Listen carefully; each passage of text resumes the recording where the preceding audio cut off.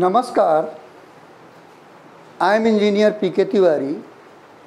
Today, I am going to explain conditional control statements in Python. Conditional control statement बताने से पहले हमें बताना होगा कि टाइप्स ऑफ स्टेटमेंट्स क्या होते हैं पाइथन में। पाइथन में कितने तरीके के स्टेटमेंट होते हैं ये बताना ज़रूरी है। जब ये नहीं बताएंगे तो आप आगे प्रॉब्लम आएगी आपको। तो सबसे पहले हमें बताना है क्या कि types of statements in Python. तो there are 3 types of statement in Python. Python में 3 तरीके के 3 टाइप्स के स्टेटमेंट्स होते हैं। एक होता है हमारा एम्प्टी, जब कभी ऐसी ज़रूरत होती है कि हम कुछ नहीं देते लेकिन वहाँ जाना है तो वहाँ हम क्या लिख देते हैं, पास लिख देते हैं, PASS। क्या लिख देते हैं, पास। पास लिख देने से क्या होगा, वहाँ पर वो कोई स्टेटमेंट नहीं एज्यूम करेगा, उसको एग्जीक्यूट नहीं करेगा और आगे बढ़ जाएगा। तो अगर हमने पास लिख दिया है that is called empty statement, यानी कुछ नहीं दिया, हमने कोई स्टेटमेंट नहीं दिया है यानी पास लिख दिया है, यानी उसको पास कर दिया है। तो ये सब ज़रूरत पड़ती है। दूसरा स्टेटमेंट होता है सिंपल इंटरेस्टेड। सिंपल स्टेटमेंट क्या होता है, जब हम एक स्टेटमेंट लिखते हैं किसी ब्लॉक में, किसी ग्रुप में, हम एक सिंगल स्टेटमेंट लिखते हैं that is called simple statement. और जब हम एक से ज़्यादा स्टेटमेंट लिखते हैं that is called compound statement. तो 3 तरीके के होते हैं, कौन कौन से, empty, second simple and third compound. तो एम्प्टी स्टेटमेंट में क्या होगा, pass is special empty statement in Python. Pass लिख दिया तो इसका मतलब वहां गया लेकिन वर्क नहीं हुआ। सिंपल स्टेटमेंट में क्या होगा, एनी सिंगल एग्जीक्यूटेबल स्टेटमेंट, कोई भी सिंगल स्टेटमेंट हो जो एग्जीक्यूटेबल हो। तो जैसे हमने लिख दिया प्रिंट सिंपल स्टेटमेंट, ये सिंगल स्टेटमेंट है, it is called simple statement. एक सिंगल स्टेटमेंट लिखा है तो ये सिंपल स्टेटमेंट है। कंपाउंड स्टेटमेंट में क्या होगा, group of statements executed as unit, also called block. इनको ब्लॉक भी कहते हैं। जब एक ज़्यादा स्टेटमेंट आ जाते हैं एक चीज़ में, और इस पाइथन में सारा खेल किसका होता है, इंडेंट का होता है। एक चीज़ में जितना पोर्शन होता है, एक चीज़ में जितना पोर्शन होता है वो पूरा एक पार्ट माना जाता है, एक यूनिट माना जाता है। जब हम टाइप चेंज करते हैं तो जब उस टाइप के चीज़ में जितना होता है एक साथ, वो अलग पार्ट माना जाता है, that is called block of statement, group of statement.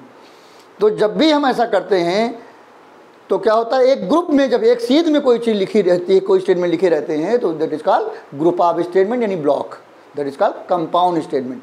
यानी एक से ज़्यादा स्टेटमेंट लिखे हों, एक चीज़ में लिखे हों, that is called compound statement यानी ब्लॉक। इसको ब्लॉक भी कह सकते हैं, ग्रुप ऑफ स्टेटमेंट कह सकते हैं, या कंपाउंड स्टेटमेंट कह सकते हैं। तो हमारे कितने टाइप के स्टेटमेंट हुए, एक हुआ एम्प्टी, जब कुछ न देना हो तो हम लिख देते हैं पास।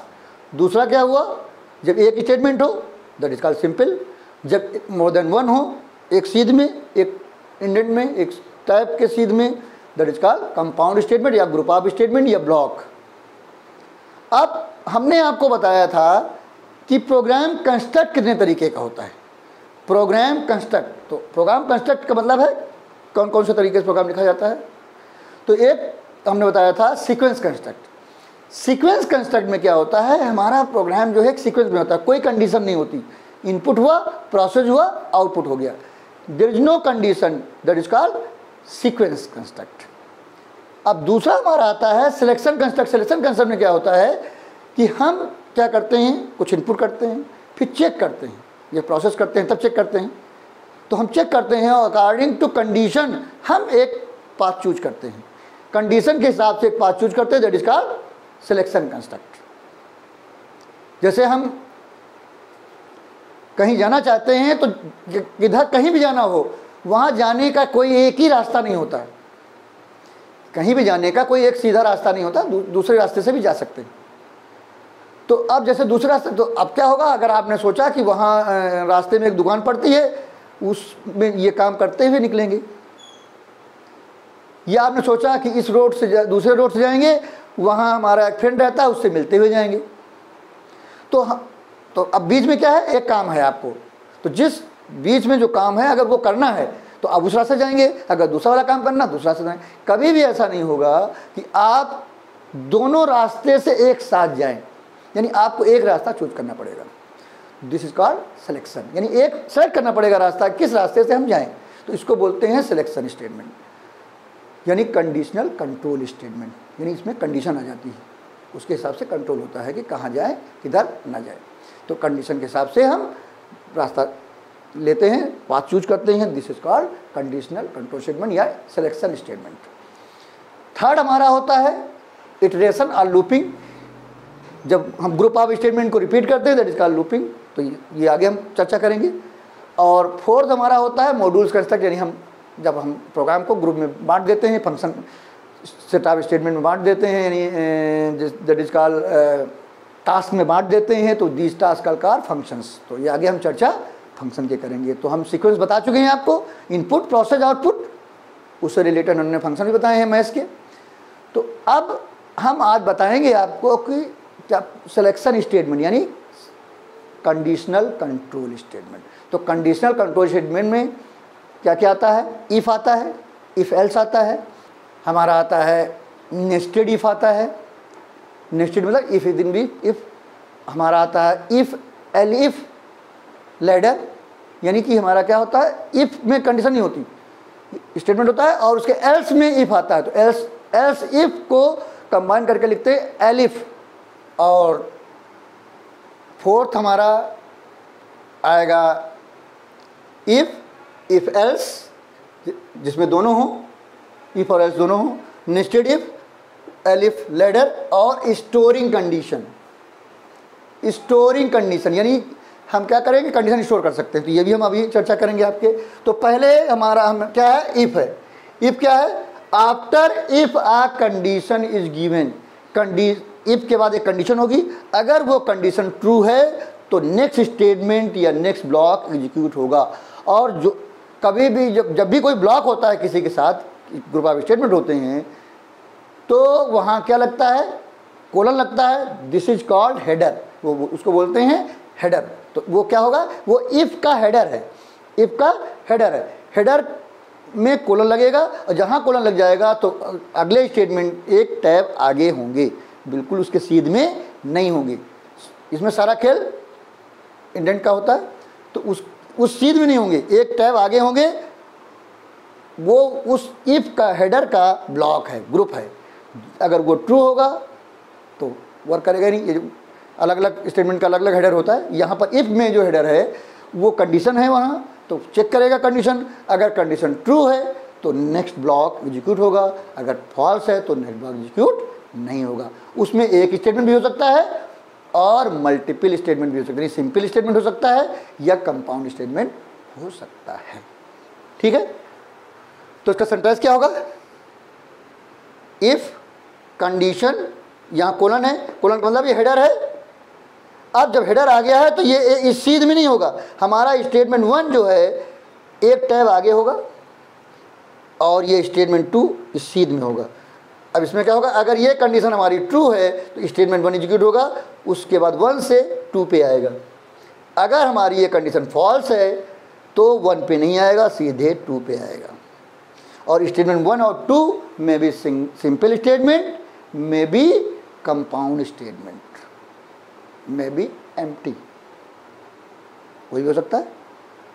ठीक है, तो ये हमारा है, अगर ये कंडीशन ट्रू होगी तो स्टेटमेंट 1 एग्जीक्यूट होगा, अगर 1 के बाद 2 पे आएगा, अगर ये कंडीशन फॉल्स है तो 1 छूट जाएगा, सीधे 2 पे आएगा, स्टेटमेंट 2 पे आएगा। इसका एग्जांपल छोटा सा दिया हमने, जैसे हमने लिखा इफ एज। अब यहाँ पर एज कहाँ से आई, पहले इनपुट होगा, तो यानी हम यहाँ इनपुट हो सकता है या असाइन कर सकते हैं वैल्यू, उससे पहले का पोर्शन हमने नहीं लिखा है, तो हम असाइन कर सकते हैं या इनपुट कर सकते हैं। एज की वैल्यू हम क्या करें, इनपुट कर लें इनपुट फंक्शन से, तब हम चेक करें। तो if age is less than 18 तो प्रिंट ही इज माइनर, तो क्या होगा, और फिर यहाँ प्रिंट लिखा एंड ऑफ इफ। इससे क्या होगा, अगर ये कंडीशन ट्रू है तो यहाँ आएगा, इसके बाद यहाँ जाएगा, और अगर ये कंडीशन फॉल्स है तो यहाँ आएगा। अगर ये ट्रू है तो ये लाइन एग्जीक्यूट होगी, प्रिंट करेगा इज माइनर, और तब एंड ऑफ इफ प्रिंट करेगा। अगर ये फॉल्स हो जाती है तो ये लाइन छूट जाएगी, सीधे यहाँ आएगा एंड ऑफ इफ प्रिंट करेगा। ये हमारा सिंटैक्स है और एग्जांपल है किसका, इफ का। अगर इफ में क्या है, कंडीशन ट्रू है तो नेक्स्ट स्टेटमेंट यानी चाहे सिंपल हो, चाहे कंपाउंड हो, चाहे एम्प्टी हो, एग्जीक्यूट होगा। और नहीं तो वो छूट जाएगा, अगले पे जाएगा, और वो जो अगला होगा वो सीध में नहीं होगा, वो इफ के सीध में होगा। तो अगला स्टेटमेंट है हमारा इफ एल्स। इफ एल्स में क्या होता है, कंडीशन इफ के बाद दी होती है, after if a condition is given, उस कंडीशन को चेक करता है। If condition found true then program control execute next statement or group of statement. If condition found false then execute after else group of statement. अगर true है तो if के बाद वाला पोर्शन एग्जीक्यूट होगा, अगर फॉल्स है तो एल्स के बाद वाला एग्जीक्यूट होगा। दोनों में से कोई एक एग्जीक्यूट होगा, आफ्टर इफ या आफ्टर एल्स। दोनों एक साथ कभी एग्जीक्यूट नहीं होंगे। कभी ऐसा नहीं हो सकता कि आप घर से निकलें और आपके घर से दो रास्ते हों, एक लेफ्ट साइड एक राइट साइड, और एक साथ आप दोनों में चले जाएं। ये पॉसिबल नहीं है, या तो लेफ्ट साइड जाएंगे या राइट साइड जाएंगे। कभी भी ऐसे करके नहीं जा सकते कि इधर भी जा रहे हैं उधर भी जा रहे हैं, ऐसा पॉसिबल नहीं है। इसी तरीके इफ एल्स में भी ऐसा है, अगर कंडीशन ट्रू है तो इफ के बाद वाला पोर्शन एग्जीक्यूट होगा, अगर कंडीशन फॉल्स है तो एल्स के बाद वाला पोर्शन एग्जीक्यूट होगा। दोनों एक साथ एग्जीक्यूट नहीं होंगे।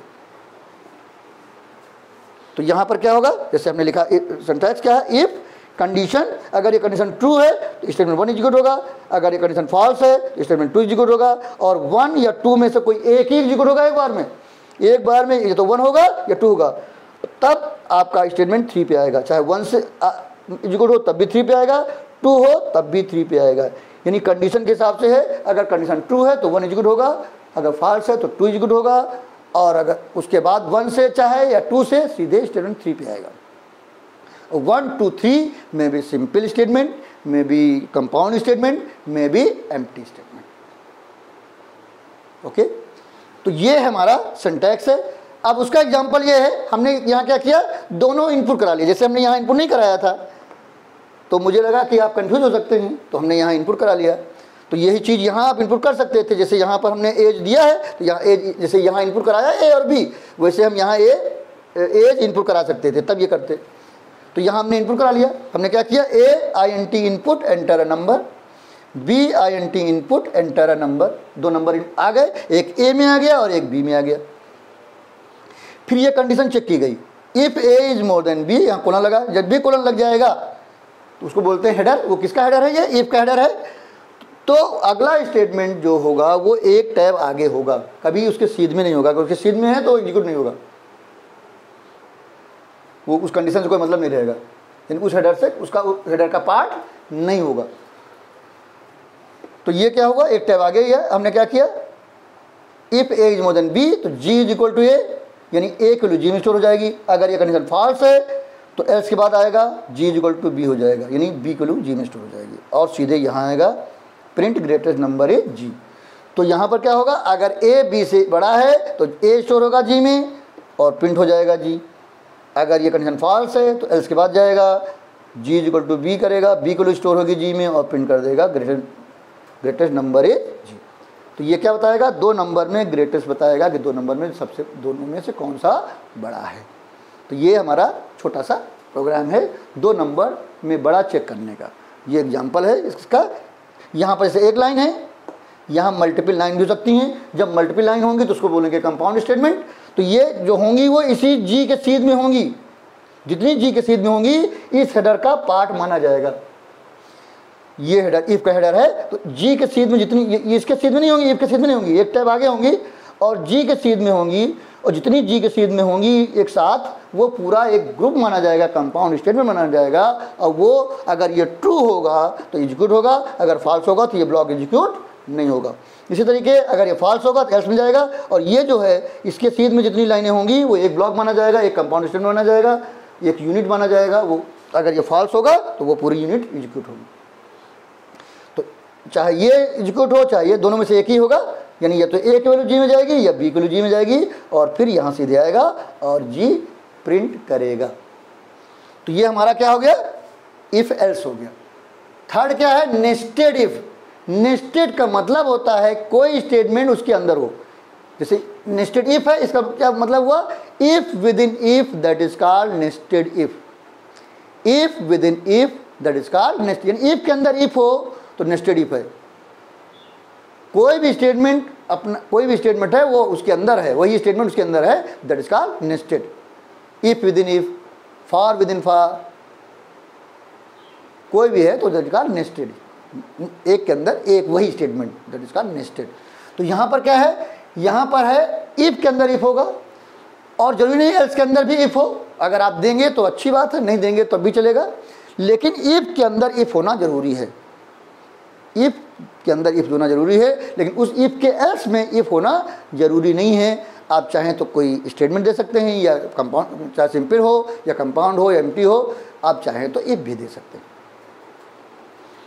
तो यहाँ पर क्या है, जैसे हमने यहाँ दोनों जगह इफ लिया है, तो यहाँ क्या है, कंडीशन 1, अगर कंडीशन 1 ट्रू है तो नीचे आएगा, एक टैब आगे खिसकेगा क्योंकि ये कोलन लगा हुआ है, तो यहाँ फिर इफ लगा हुआ है, ये कंडीशन 2 चेक करेगा, अगर कंडीशन 2 है तो स्टेटमेंट 1 एग्जीक्यूट होगा, अगर कंडीशन 2 फॉल्स है स्टेटमेंट 2 एग्जीक्यूट होगा, और अगर स्टेटमेंट कंडीशन 1 ही फॉल्स है तो सीधे यहाँ एल्स में आएगा, एल्स में फिर कंडीशन दी हुई है यानी कंडीशन 3 है, ये कंडीशन 3 एग्जीक्यूट करेगा, अगर कंडीशन 3 ट्रू है तो स्टेटमेंट 3 एग्जीक्यूट करेगा, अगर कंडीशन 3 फॉल्स है तो स्टेटमेंट 4 एग्जीक्यूट करेगा।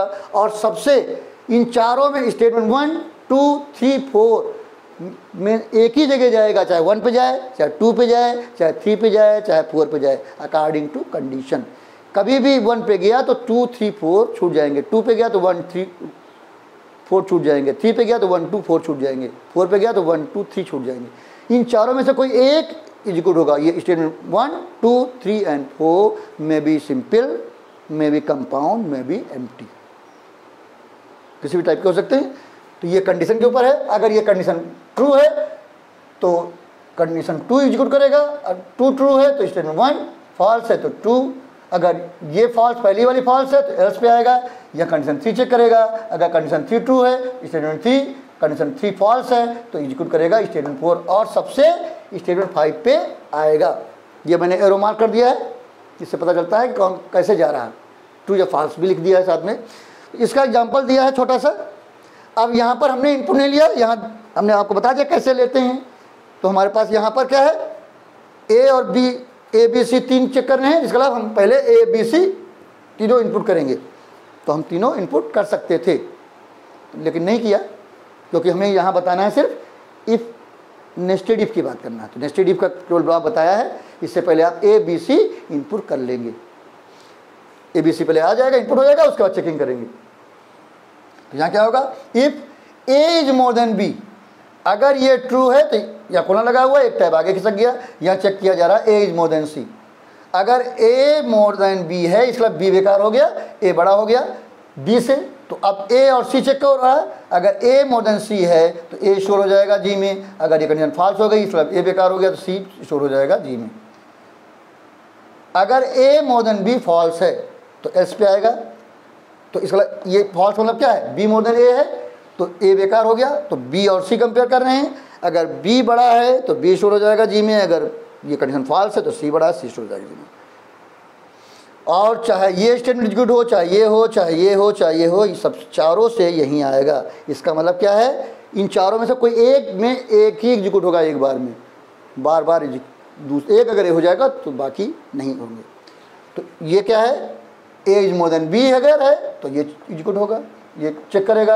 अगर ए मोर देन सी है तो ए स्टोर होगा, ए मोर देन सी नहीं है, फॉल्स है तो सी स्टोर होगा। अगर ए मोर देन बी फॉल्स है तो ये एल्स पे आएगा, एल्स में चेक करेगा B is more than C, अगर B more than C true है तो बी स्टोर हो जाएगा, अगर फॉल्स है तो सी स्टोर हो जाएगा। और सबसे यहाँ आएगा प्रिंट में, क्योंकि इफ के सीध में है, यहाँ आएगा सबसे, चाहे ये स्टेट एग्जीक्यूट हो, चाहे ये एग्जीक्यूट हो, चाहे ये हो, चाहे ये हो, यहाँ आएगा और प्रिंट करेगा ग्रेटेस्ट नंबर इज जी। तो ये किसके लिए बना हुआ है ब्लॉक, ये बना हुआ है greatest of any 3 numbers, 3 number में ग्रेटेस्ट बताने का छोटा सा ब्लॉक है, इफ नेस्टेड इफ का। ठीक है, इससे पहले आप इनपुट कर लेंगे ए बी सी की वैल्यू, चाहे इनपुट कर लीजिए चाहे असाइन कर लीजिए, तभी ये वर्क करेगा। ए बी सी तीनों की वैल्यू पहले हमारे पास होनी चाहिए, चाहे किसी भी तरीके से लें, चाहे इनपुट से लें चाहे असाइन करें, ये होनी चाहिए। तो हमने आपको बता दिया if if else, nested if, तो इफ लैडर और स्टोरिंग कंडीशन, ये अभी हम बताएंगे आपको, इसका स्क्रीनशॉट ले लीजिए। तो अभी हमने आपको बताया इफ, उसके बाद बताया हमने इफ एल्स, उसके बाद आया नेस्टेड इफ, अब हम बता रहे हैं आपको इफ एल्स लैडर या इफ एलिफ एल्स। इसमें क्या होता है कि इसमें एल्स पे इफ होता है। नेस्टेड इफ में क्या होता है, नेस्टेड इफ में इफ के अंदर इफ होता है, that is called nested if. और यहाँ पर जो इफ एलिफ है, एलिफ का मतलब है एल्स इफ, एल्स इफ का कंबाइंड फॉर्म है elif, ELIF, elif. It is a combination of else if. तो ये क्या करेगा, जब कंडीशन फॉल्स होगी तब इफ है, तब कंडीशन चेक करेगा। अगर कंडीशन ट्रू हो गई तो कोई स्टेटमेंट एग्जीक्यूट करके बाहर, यानी सीढ़ी है ये। सीढ़ी में क्या होता है, ऊपर से अगर हम उतर रहे हैं, जहाँ से भी फिसलेंगे हम सीधे नीचे जाएंगे। तो जहाँ पर भी कंडीशन हमारी ट्रू हो जाएगी वहीं पर स्टेटमेंट एग्जीक्यूट होगा और सीधे हम नीचे आ जाएंगे। बाकी पोर्शन क्योंकि एल्स का पार्ट है वो छूट जाएगा, इसलिए उसको बोलते हैं इफ एलिफ लैडर या इफ एलिफ एल्स। तो इसमें कॉन्सेप्ट क्या है, देखिए ये कैसे वर्क करता है। इसमें क्या होगा, इफ के बाद एक कंडीशन देंगे, कंडीशन 1। अगर ये कंडीशन 1 ट्रू है तो स्टेटमेंट 1 एग्जीक्यूट होगा और सीधे नीचे आ जाएंगे लास्ट स्टेटमेंट में, क्योंकि बाकी पोर्शन जो है वो इस इफ का एल्स पार्ट है, ये पूरा छूट जाएगा। It is also called multiple branching statement. ये मल्टीपल ब्रांचिंग भी होता है, एक से ज़्यादा बार चेक करते जाते हैं condition, this is called multiple branching statement. तो यहाँ पर क्या होगा, इफ के बाद एक कंडीशन होगी, कंडीशन 1। अगर ये कंडीशन 1 ट्रू है तो स्टेटमेंट 1 एग्जीक्यूट होगा और स्टेटमेंट 1 से सीधे नीचे आ जाएगा, स्टेटमेंट n+2 एग्जीक्यूट होगा, बाकी पोर्शन छूट जाएगा। जब ये कंडीशन फॉल्स होगी तो इस कंडीशन फॉल्स होने पे क्या जाता है, एल्स पे जाता है। तो एल्स में ये इफ लगा हुआ है, एल्स इफ है, ये एलिफ का मतलब है एल्स इफ। तो एलिफ फिर से कंडीशन चेक करेगा, कंडीशन 2 चेक करेगा। अगर कंडीशन 2 ट्रू है तो स्टेटमेंट 2 एग्जीक्यूट होगा और यहाँ से सीधे n+1 पे चला, n+2 पे चला जाएगा। अगर कंडीशन 2 भी फॉल्स हो गई तो इस एलिफ का इफ एल्स ये है, तो एल्स में इफ लगा हुआ है, तो यहाँ फिर कंडीशन चेक करेगा। कंडीशन हमारी क्या है, 3 कंडीशन चेक करेगा। अगर 3 कंडीशन हमारी ट्रू है तो स्टेटमेंट 3 एग्जीक्यूट होगा और सीधे नीचे आ जाएगा n+2 पे। और अगर कंडीशन 3 भी फॉल्स है तो इस इफ एलिफ का, अब जरूरी नहीं, अब क्या है, नीचे बहुत सारी एलिफ हो सकते हैं, जितनी ज़रूरत होगी उतनी, जैसे सीढ़ी होती है उसमें कितने भी डंडे हो सकते हैं, तो इसी तरीके इसमें कितने भी एलिफ हो सकते हैं। तो ये डॉट डॉट है का मतलब बहुत सारे एलिफ। अब लास्ट में जैसे ये आया एलिफ, तो कंडीशन n चेक करेगा। क्या चेक करेगा, कंडीशन n कोई भी हो सकता है, 5, 6, 7, 8, 9 कोई भी, बहुत सारी कंडीशन है तो उसके हिसाब से ये n होगा। तो कंडीशन n चेक करेगा। अगर कंडीशन n ट्रू है तो स्टेटमेंट n एग्जीक्यूट होगा और सीधे n+2 पे जाएगा। जब कंडीशन n फॉल्स हो जाएगी तो इसका एल्स ये है, एल्स में n स्टेटमेंट n+1 एग्जीक्यूट करेगा और सीधे n+2 पे जाएगा। इसमें क्या है, जो इफ है उसके एल्स में इफ है, जब कंडीशन फॉल्स होगी तभी उसके एल्स में जाएगा और फिर कंडीशन चेक करेगा। अगर वो भी फॉल्स है तो उसके एल्स में जाएगा, फिर कंडीशन चेक करेगा। अगर वो भी फॉल्स है तो उसके एल्स में जाएगा, फिर कंडीशन चेक करेगा। अगर वो भी फॉल्स है तो उसके एल्स में जाएगा, कंडीशन चेक करेगा।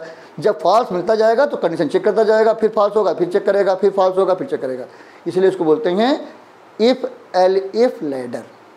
और जैसे कंडीशन ट्रू हो जाएगी स्टेटमेंट एग्जीक्यूट करेगा और सीधे उस लैडर से बाहर आ जाएगा, यानी सीधे फिसल के नीचे, सीढ़ी से उतर रहे हैं फिसल गए नीचे आ जाएंगे और सबसे नीचे जो स्टेटमेंट है जो एल्स के बाद उसको एग्जीक्यूट करेगा। और ये स्टेटमेंट 1, 2, 3 एंड सो ऑन जितने भी हैं ये किसी भी टाइप के हो सकते हैं। सिंपल स्टेटमेंट हो सकते हैं, कंपाउंड स्टेटमेंट हो सकते हैं या एम्प्टी स्टेटमेंट हो सकते हैं, किसी टाइप। इसलिए मैंने सबसे पहले बताया था आपको types of statement, empty, simple and compound. तो ये आपका सिंटैक्स है, ये डिपेंड करता है कि कौन सी कंडीशन ट्रू है, उसके हिसाब से वो स्टेटमेंट एग्जीक्यूट होगा और सीधे नीचे जाएगा। तो एल्स पे फिर चेकिंग है, एल्स पे तो इसका एग्जांपल देख लीजिए छोटा सा। जैसे यहाँ पर हमने पी चेक किया, इसका मतलब इससे पहले ऊपर पोर्शन होगा, क्या होगा, हमने एज्यूम करिए कि हमने मार्क्स दिया, 5 सब्जेक्ट मार्क्स दिए और 5 सब्जेक्ट मार्क्स आए, फिर वो मार्क्स को टोटल किया गया, फिर टोटल करने के बाद उसका परसेंटेज निकाला गया। टेक 5 मार्क्स, टोटल किया गया, टोटल करने के बाद परसेंटेज आया, फिर परसेंटेज को चेक किया गया, अकॉर्डिंग टू परसेंटेज ग्रेड दिया गया, merit, honours, first, second, third, और जब उससे नीचे आया तो फेल हुआ। तो पहले क्या करेंगे, पहले नंबर्स देंगे, मार्क्स देंगे, मार्क्स का टोटल होगा, फिर टोटल से परसेंटेज निकलेगा, तब ये चेकिंग होगी। ये सिर्फ हमने इफ एल इफ लैडर का ब्लॉक बनाया है, उससे पहले जो आपका इनपुट है वो नहीं बनाया है, प्रोसेस नहीं बनाया है, मैंने सिर्फ आपका इफ एल इफ का ब्लॉक बनाया है। इससे पहले कुछ इनपुट होगा, प्रोसेस होगा, तब आपका पी आएगा, जो पी आ जाएगा तब पी चेक होगा। तो पी यहाँ पर समझ लीजिए परसेंटेज है, तो यहाँ पर क्या होगा, if P is more than equal to 90, अगर ये कंडीशन ट्रू हो गई तो सीधे आर में मेरिट स्टोर होगा और सीधे नीचे आ जाएगा और प्रिंट कर देगा रिजल्ट इज मेरिट। बाकी पोर्शन क्या है, इस इफ का एल्स पार्ट है, तो हट जाएगा, ये एग्जीक्यूट नहीं होगा। जब ये कंडीशन फॉल्स होगी तो इसके एल्स में जाएगा, एल्स में फिर कंडीशन है इफ, तो यहाँ पर फिर यहाँ पर क्या है, इसके जब ये कंडीशन फॉल्स होगी तभी यहाँ आएगा, क्योंकि ये एलिफ है, एलिफ का मतलब एल्स इफ। तो फिर चेक करेगा P is more than equal to 75। अब कुछ बच्चे क्या करते हैं, यहाँ एंड लगा देते हैं और चेक करते हैं पी इज लेस देन 90। तो जब हम यहाँ कब आएंगे, जब ये कंडीशन फॉल्स होगी, इसका मतलब है अपने आप से चेक होगा ये कंडीशन कि हमारा परसेंटेज जो है 90 से लेस है। तो यहाँ एंड लगा के P is less than 90 check करने की ज़रूरत नहीं है। ये मिस्टेक बहुत ज़्यादा बच्चे करते हैं, तो यहाँ ऐसी ज़रूरत नहीं है। यहाँ पर सीधे P is more than equal to 75 का मतलब यही है कि P is more than equal to 75 but less than 90, क्योंकि कंडीशन फॉल्स हुई तभी हम यहाँ आए हैं, इसलिए हमें लेस देन 90 चेक करने की ज़रूरत नहीं है, वो अपने आप से चेक है, क्योंकि ये कंडीशन फॉल्स हुई तभी हम यहाँ आए। तो अगर परसेंटेज हमारा 75 और अबव है बट लेस देन 90 है तो ऑनर्स स्टोर होगा आर में और सीधे प्रिंट हो जाएगा, रिजल्ट इज आर। अगर ये भी फॉल्स हो गया, इसका हमारा परसेंटेज क्या हुआ, 75 से लेस है, 75 और अबव नहीं है, तो कंडीशन फॉल्स हुई, तो फिर इसके एलिफ में आएगा। जब इसके एलिफ में आएगा तो ये कंडीशन फॉल्स होने पे आएगा, तो ये करेगा P इज मोर देन और इक्वल टू 60, इसका मतलब हमारा परसेंटेज 60 और अबव है बट लेस देन 75, क्योंकि कंडीशन फॉल्स हुई तभी यहाँ आया है, तो अपने आप से चेक है वो कि लेस देन 75। तो क्या करेगा, फर्स्ट स्टोर होगा आर में और सीधे प्रिंट करेगा रिजल्ट इज आर। अगर ये भी फॉल्स हो गया, यानी हमारा परसेंटेज 60 से अबव नहीं है, तो लेस देन 60 है, ये फॉल्स होने मतलब क्या है, percentage P is less then 60, तो यहाँ एल्स पे आएगा, एल्स पे फिर इफ लगा हुआ है, एलिफ है, तो फिर चेक करेगा कि P is more than equal to 45, यानी P इज मोर देन और इक्वल टू 45, यानी परसेंटेज हमारा मोर देन और इक्वल टू 45 है बट लेस देन 60, की कंडीशन फॉल्स है तभी यहाँ है। तो ये चेक करेगा कि हमारा परसेंटेज मोर देन और इक्वल 45 है बट लेस देन 60 है, तो सेकंड स्टोर होगा आर में और सीधे यहाँ प्रिंट कर देंगे रिजल्ट इज आर मतलब सेकंड। अगर ये भी फॉल्स हो गया, यानी हमारा परसेंटेज 45 आर अबव नहीं है, यानी परसेंटेज हमारा 45 से लेस है, तो नीचे आएंगे, फिर एलिफ लगा हुआ है, यहाँ चेक करेंगे P is more than equal to 35। अगर ये कंडीशन ट्रू है, इसका हमारा परसेंटेज 35 आर अबव है बट लेस देन 45, क्योंकि कंडीशन फॉल्स हुई तभी यहाँ आए, तो हम थर्ड स्टोर करेंगे आर में, आर में थर्ड स्टोर होगा और सीधे प्रिंट करेंगे रिजल्ट इज आर, यानी थर्ड, रिजल्ट इज थर्ड। जब ये भी कंडीशन फॉल्स हो जाएगी, इसका हमारा परसेंटेज 35 से लेस है, तो हम आर में क्या स्टोर करेंगे, एल्स में आएंगे, एल्स में इफ नहीं है, लेटर खत्म हो गया, तो यहाँ एल्स है, एल्स में आर में फेल स्टोर हुआ हो, फिर इससे भी यहीं आएंगे, रिजल्ट इज आर, यानी रिजल्ट इज फेल। तो ये हमारा क्या होगा, जब कंडीशन हमारी फॉल्स होगी तभी उसके एलिफ भी जाएगा, अगर कंडीशन ट्रू हो गई तो स्टेटमेंट गुड होगा और सीधे नीचे आ जाएगा। This is called if elif ladder या इफ एलिफ एल्स। तो ये हमारा कॉन्सेप्ट है। It is also called multiple branching statement. हम एक से ज़्यादा कंडीशन चेक करते हैं, जब फॉल्स होती है दूसरी चेक किया, फिर फॉल्स है तो तीसरी चेक किया, वो भी फॉल्स है तो फोर्थ, फिर फॉल्स है तो नेक्स्ट नेक्स्ट नेक्स्ट। चेक करते जाते हैं। तो that's why it is called multiple branching statement. तो अगला है स्टोरिंग कंडीशंस। कभी कभी क्या होता है, कुछ कंडीशन हमें बार बार देनी होती हैं। हमें क्या होता है, कुछ कंडीशन क्या होता है, वही कंडीशन हमें प्रोग्राम में कई बार यूज करनी होती है। तो पाइथन में ये फैसिलिटी है कि हम किसी कंडीशन को किसी वेरिएबल में स्टोर कर लें। कोई भी बड़ी सी कंडीशन है, मान लिया बहुत बड़ी कंडीशन है, हम कई चीज़ें एंड लगा हुआ है और लगा हुआ, पूरी एक कंडीशन है बड़ी सी, तो उसको हम क्या करें, एक वेरिएबल में स्टोर कर लें और जब उस कंडीशन की जरूरत हो वो वेरिएबल वहाँ यूज कर लें। ये कॉन्सेप्ट यूज किया जा सकता है, that is called storing conditions और नेम्ड कंडीशंस। इसको आप स्टोरिंग कंडीशंस या नेम्ड कंडीशंस भी कह सकते हैं। इसमें क्या होता है, यूजिंग नेम्ड और स्टोर्ड कंडीशन रिड्यूसेज रिपीटिशन। कोई चीज़ रिपीट करना है बार बार, कंडीशन को वही चीज़ बार बार लिखना है तो हम उसको रिड्यूस कर सकते हैं, कम से कम लिखना पड़ेगा। एक बार लिख दिया, स्टोर कर लिया, उसको आगे हम जब जरूरत पड़ रही है हम उसको चेक करते जा रहे हैं, यूज करते जा रहे हैं। तो इसका छोटा सा एग्जांपल हमने दिया, एक केवल हमने कंडीशन स्टोर करी है और उसको, जिससे कि आपको क्लियर हो जाए कि कैसे वर्क करता है। तो हमने क्या किया, हमने टी में एक कंडीशन स्टोर कर दी। हमने क्या कहा, इससे पहले ए बी सी इनपुट किया गया होगा, पहले क्या किया गया होगा, ए बी सी इनपुट किया गया होगा और फिर क्या किया, T is equal to A is more than B, T is more than A is more than B and A is more than C. तो क्या होगा, ये कंडीशन टी में स्टोर हो गई। क्या स्टोर हो गया, A is more than B and A is more than C, T में स्टोर हो गया। अब हम क्या कर रहे हैं, यहाँ चेक कर रहे हैं इफ टी, हम ये पूरी कंडीशन नहीं लिख रहे हैं, हम क्या लिख रहे हैं, इफ टी। इसका मतलब चलो हम यहाँ लिख रहे हैं A is more than B and A is more than C, यानी ए बी से भी बड़ा है और ए सी से भी बड़ा है, इसका मतलब ए बड़ा है। तो हमने क्या किया, प्रिंट ए इज ग्रेटेस्ट कर दिया।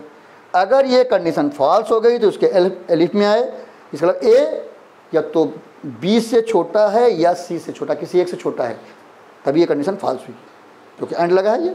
तो यहाँ चेक कर लिया, B is more than C, अगर बी मोर देन सी है तो प्रिंट बी इज ग्रेटेस्ट, अगर ये फॉल्स है इसका प्रिंट सी इज ग्रेटेस्ट।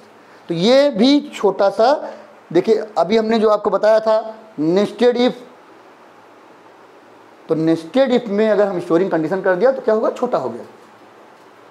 तो इससे फ़ायदा ये होता है कि हमारा जो कोड है वो छोटा हो जाता है अगर हम स्टोरिंग कंडीशन यूज करें या नेम्ड कंडीशन यूज करें। तो ये है आपका कॉन्सेप्ट कि किसी भी कंडीशन को हम किसी वेरिएबल में स्टोर कर सकते हैं।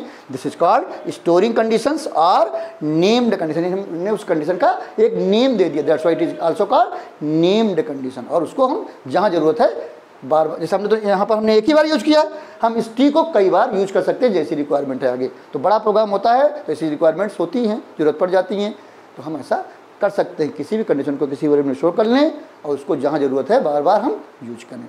That is called storing conditions और नेम्ड कंडीशंस। तो आपको हमने ये एक्सप्लेन किया, क्या क्या एक्सप्लेन किया, if if else, nested if elif, ladder, storing conditions. और इससे पहले मैंने आपको बताया था, क्या बताया था, टाइप्स ऑफ स्टेटमेंट्स,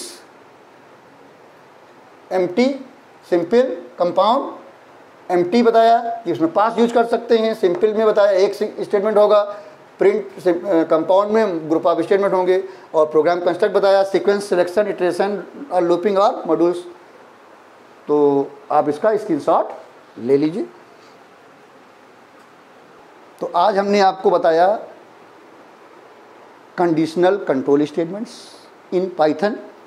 इसमें मैंने आपको बताया कि टाइप्स ऑफ स्टेटमेंट क्या होते हैं, प्रोग्राम कंस्ट्रक्ट क्या होते हैं, और जो हमारा प्रोग्राम कंस्ट्रक्ट में हमारा आता है सिलेक्शन स्टेटमेंट, सिलेक्शन स्टेटमेंट्स को ही हम कहते हैं कंडीशनल कंट्रोल स्टेटमेंट। तो उसमें कंडीशनल कंट्रोल स्टेटमेंट में हमने इफ बताया आपको, इफ एल्स बताया, नेस्टेड इफ बताया, इफ लैडर बताया और स्टोरिंग कंडीशन बताया। तो आपको ये वीडियो कैसा लगा? अगर अच्छा लगा तो लाइक कर दीजिएगा। अगर आपको कहीं कोई प्रॉब्लम है तो आप कमेंट बॉक्स में जाके लिख सकते हैं, जिससे हम आपकी प्रॉब्लम सॉल्व कर सकें। आप चाहें तो हमारे सोशल मीडिया में जाके अपनी प्रॉब्लम लिख सकते हैं, उसके लिंक्स आपको डिस्क्रिप्शन में मिल जाएंगे।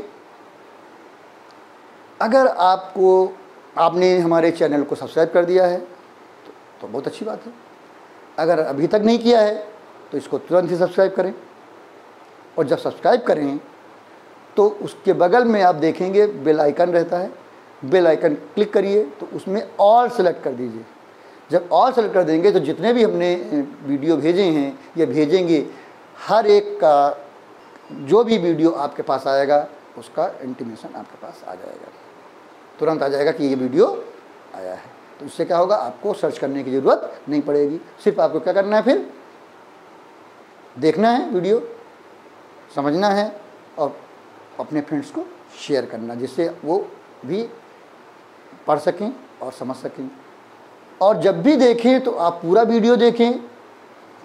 अगर आप अधूरा वीडियो देखेंगे तो आप कंफ्यूज रहेंगे, इसलिए जब भी देखें बिगिनिंग टू एंड देखें, जिससे आपको पूरी बात क्लियर हो जाए। हम हमेशा कोशिश करते हैं कि आपको पूरी की बात क्लियर कर दें।